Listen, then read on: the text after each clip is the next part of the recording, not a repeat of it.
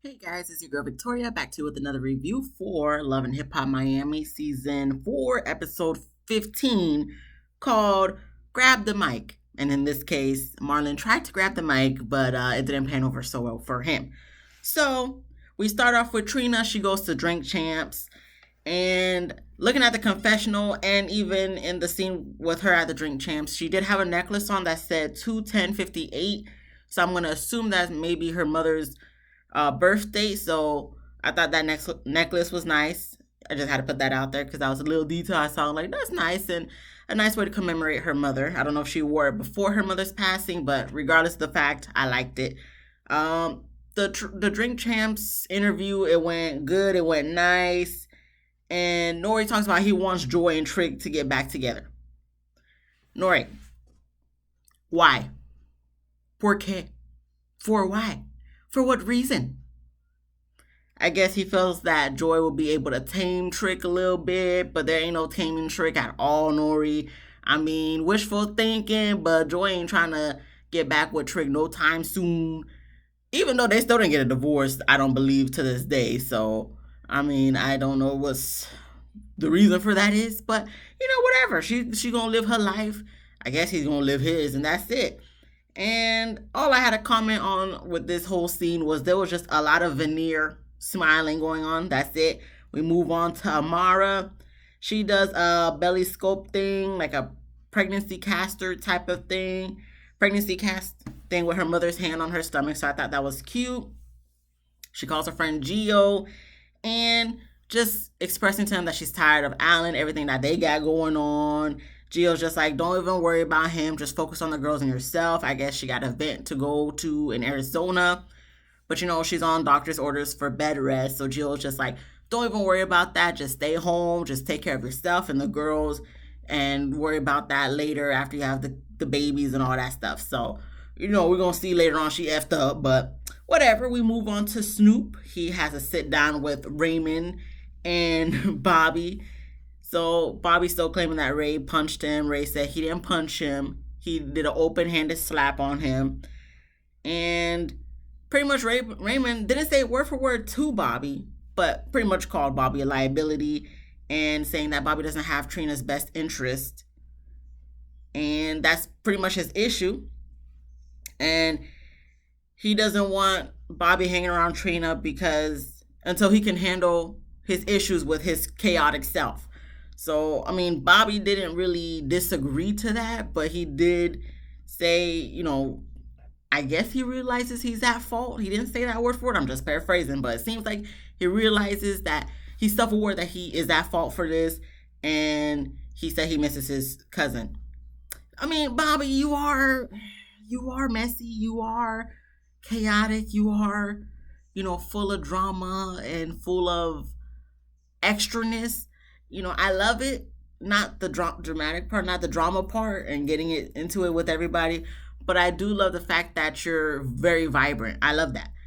But in regards to you always having an issue with everybody, and there, when Ray was going down the list of him being the common denominator with all the issues, that's in regards to Trina and what she got going on. Bobby, yeah, you might want to work on that, but we still love you at the end of the day. So just work on yourself, just like everybody else is trying to work on themselves. And in no time, you're going to be hanging out with Trina again, I'm sure. We move on to Floss and Marlin. They are in Orlando for the spring break festival. And Florence tells Marlin that she wants to keep their spiritual path a secret from both her family and his family, because they grew up in Christian backgrounds. Their family's still Christians, and she just doesn't want them finding out, because then they'll be very upset because they don't partake in no voodoo mess. Listen, I don't, so I mean, if that's what you do, Florence, that's what you do, you know what I'm saying? But I don't partake in that. So, that's why I didn't have nothing to say really on what they did last week. But you wanted to keep it from your family, Florence, but this is on TV. Like, this is like national TV. Like, we're all watching this. I mean, I think this might be on even Hulu too. So, I mean, so much for trying to keep it a secret. If you really wanted to keep it a secret, it wouldn't even be on this damn show. but you chose to put it on the show, so therefore, how are we going to, okay, I guess in the meantime, keep it a secret from your peoples, but, they going to find out, eventually, once they see this episode, which I'm sure they already have. So, I mean, there's that. But we move on to Gael. She's just being so dramatic in her scene, for the TV show. She's just sitting there or standing there, whatever, like in a daze and whatnot. She drops her drink. Of course, the glass breaks, and she just snaps back into reality of whatever, snaps out of whatever she was thinking about. And Debbie comes over so she could talk, because she needs to talk to someone. And, when Debbie comes over, here goes Gael, has to be dramatic. Oh, no matter what, Debbie's still my best friend, even though, she's the woman who slept with Marlin last year. And she was the one who almost ruined their relationship, with Flo and Marlin. But, she's my best friend. And, I have to talk to her. So, the moment is here, guys, what we've all knew done happen. She gotta, take it step by step of what done happen. But let me just break it down for you, okay? Homeboy came over one night. I don't know why, for what reason, but pretty much her and homeboy Marlin kissed. The kiss got deep and sensual. He started touching on her. She started touching on him. And, in her words, they make love. They fucked. Okay?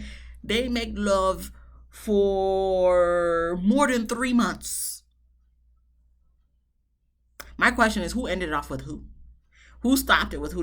Was he like, nah, I can't keep doing this to my wife, and you're her sister, is not good? Or were you like, no, Marlon, I can't do this to my sister. It's not good for us. Who broke it off?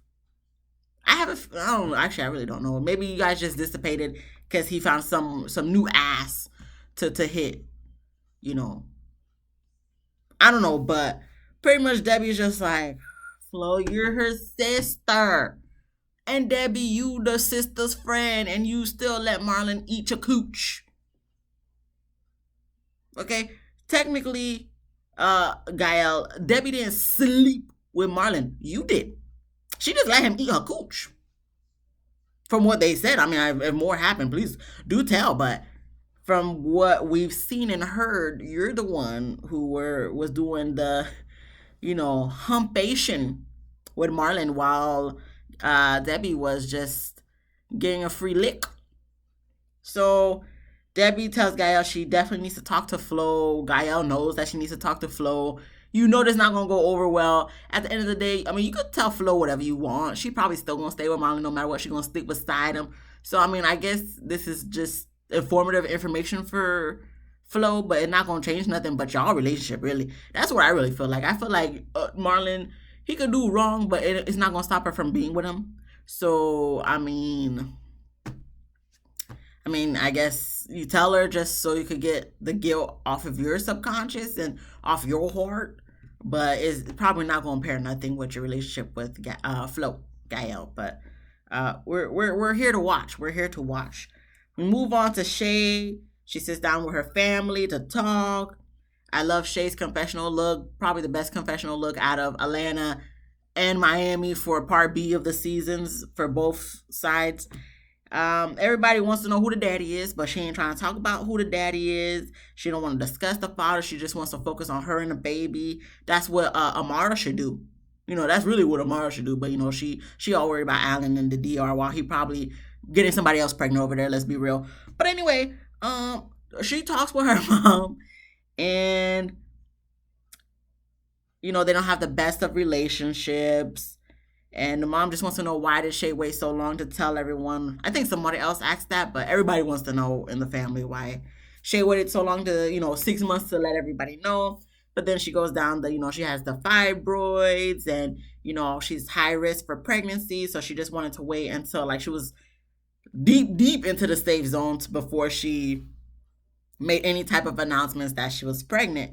So they talk about their family issues. And Shay just says she always just wanted her mom to tell her she loves her. But of course, the mom didn't have attitude, but kind of responded in a like harsh response saying, well, the way you want me to be, or the way you want things to happen, that's not the way it's going to happen. Why not? All the girl done said was she just wished you would have said you loved her more. Maybe that was the moment you could have been like, I love you. But you couldn't even say that. That's, well, at least what the producer showed us. You couldn't even say that. So, I mean, how is that? You're making it seem like she wants you to jump through hoops and stuff to make amends and be cool with her. She just wants you to say you love her, but you can't even do that for your only girl. Like, I don't, listen, some parents are something else. Like, I understand Shay was like, oh, what she dealt with her parents, but your daughter is coming to you real talk. I know that on the TV show and in front of everybody else, but at the end of the day, she's coming to you to say she just wish you would have said I loved you. So if you really wanted to make amends with your daughter, why would you not use that moment to respond saying, I love you. I do love you. I always have loved for you. I've always loved you. Like, come on now. But her response, I'm like, oh yeah, your mama trash. Shay, your mama trash. I'm sorry. Sorry, not sorry. Your mama trash, bro. Because the lady gave us that. Okay. Anyway, I'm not going to go deep into that. I'm just going to move on. We get to Amara. She's in Arizona. She looked like a little hot mess in that scene.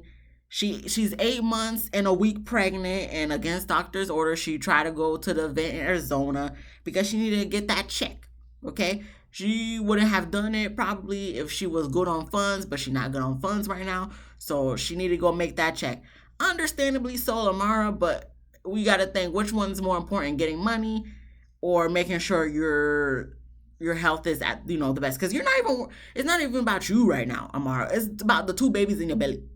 So, I mean, if it was by yourself, I mean, if you want to take that risk for yourself, I mean, by all means, go ahead to Arizona and whatnot. But you got 2 little girls to think about. I mean, they came out, I believe, good and beautiful, obviously. But when you have 2 kids to think about that's in your belly that could be at risk for you flying over to Arizona, because I know y'all didn't drive. I don't think that was a good idea at all. But, she did what she did. And I think she's starting to regret it because she said she already had to call the rescue people twice because her mom was having chest pains and her heart rate is not responding correctly. And the blood flow and oxygen is not circulating correctly to the heart and whatnot. So Amara's just hoping that her mom gets better so that they could go back to Miami and that they don't have to stay in Arizona too much longer. Well, you know what, Amara? That's your fault.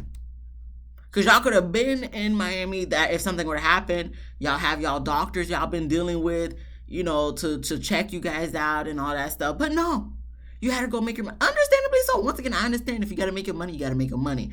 But in my head, I'm like, you don't have other endeavors to try to work overtime, maybe on the phone. Listen, you have Instagram. Don't y'all make posts? All you celebrities and stuff, whoever be watching, I don't know. Don't y'all make money on social media? Like anytime y'all post, y'all get like hundreds of thousands or something. Amara, you need to find out something about affiliate marketing or something, because with your caliber and your followers, I don't know how much followers you have because I don't be checking for you like that, but I'm pretty sure you got hundreds of thousands of followers, if not millions.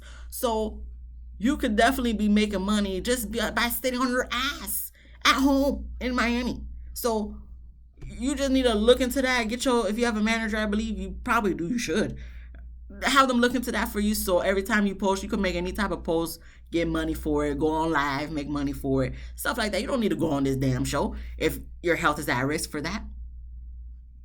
Anyway, you just got to do overtime. Instead of posting 5 posts a day that makes you $10K each or however many, post 10. Anyway, I'm gonna move on. I'm not gonna talk about it too much longer. We get back to Florence, okay? Floss and Marlin. So they arrived to the Orlando Spring Break Festival, and we see Gail there. She decided to go to the festival because she was saying at first she wasn't gonna go because she's just so distraught of what she done did with Marlin. And I believe it was like over a year ago. So I don't know why all of a sudden now it's hitting you hard It's because of the TV show. But anyway, she goes there so she could support her sister. She said normally she would be backstage with her, but understandably so. Like right now, they're not on good terms, so she's not gonna tell her anything now. But she's gonna just wait until after the festival to tell Flo about Marlin. Gail, I don't think this would be the right time to tell her either. Even if their mishap didn't happen the way it did, this wouldn't be the place to do it at. Like, you should just wait till she gets back home and she's in common grounds and stuff to talk to her. Not after a festival when, if she were to perform, she would have been high and just hype and all that. This was not the right time either. But whatever, this is just for the TV show. Flo, yes, Flo is backstage, getting ready, preparing all that stuff. Then all of a sudden, who comes in the room, her dressing room or whatever? Shay. Flo was talking about all these haters she got in the Haitian community, all the other performers. They do the little flashbacks of them saying whatever they were saying on social media about Flo. And her number one hater, Shay, comes in with some fake flowers. Flo says she don't know how she got past security. I'm looking at Flo like, do you not know what show you're on? They're going to let her through just for drama. For the TV show. So she comes with the fake flowers and she's like, oh, Flo's like, oh, who's this for? Shay said, it's for you. Fake flowers for a fake beach. So she throws it at Flo and they try to fight, immediately there's a security guy, whatever, in between them. And she tries to fight Flo, but of course no one gets touched. It doesn't go nowhere. Okay. Goes to commercial for dramatic effect, comes back from commercial for dramatic effect, and Flo throws the flowers at Shay. The thing bounces off Shay's head. I did a little chuckle when I saw that, but I'm like, whatever, this is stupid. And Flo is pretty much pissed at that altercation, but she's not going to let it, get her off her game. We move on to Shay. She sits down with her father, and she has a closer relationship with her father as opposed to her mother. Shay doesn't understand why her mother is so upset about Shay not telling them about the pregnancy. And she remembers years ago when her mom did tell her once that she wishes she had 3 boys instead of 2 boys and a girl. So that always stuck with Shay. And, now that she's pregnant with a girl, she's never going to let her daughter feel the way that she felt with her mother. She's always going to show her daughter love, and her daughter will never go through that. So, of course, the dad tries to be the middleman in the situation and said, oh, things are going to get better. It's going to get better. Shay does cry. And I do love the fact that that the scene ended off with the dad saying that he loved her, which I'm sure Shay knows. But, unfortunately, Dad, she wished she heard that from her mother, not you. She's heard it from you, I'm sure, plenty of times. So for her, it's like, I know you love me, Dad, but I just wish Mom loved me too. So that was sad, but, we're not going to dwell on that too much longer because we got other stuff to get to with Florence, okay? We have Trina. She playing pool with her team as they talk and prepare and plan for Trina Day. And after, I guess, that little snippet before they go to the studio, Ray want to talk to her about Bobby. Trina don't care. She don't got time to be caring about him. She worrying about what she got going on. She's like, tell Snoop to mind his own effing business. Tell Bobby to cry her a river. This is the Titanic. You either sink or you swim. Ray just laughing the whole time. And I'm just like, just their dynamic when I'm seeing them walking to the studio together, like arm in arm and stuff. I just feel like Ray's more of I feel like he's more of like a best friend for her, right? As opposed to her man. I mean, they engage and stuff. I don't know if they got married yet or when they're getting married. I'm pretty sure the Shade Room would post it when they get married. But still, I'm just like, I just don't get relationship vibes from them. I don't know. That just might just be me.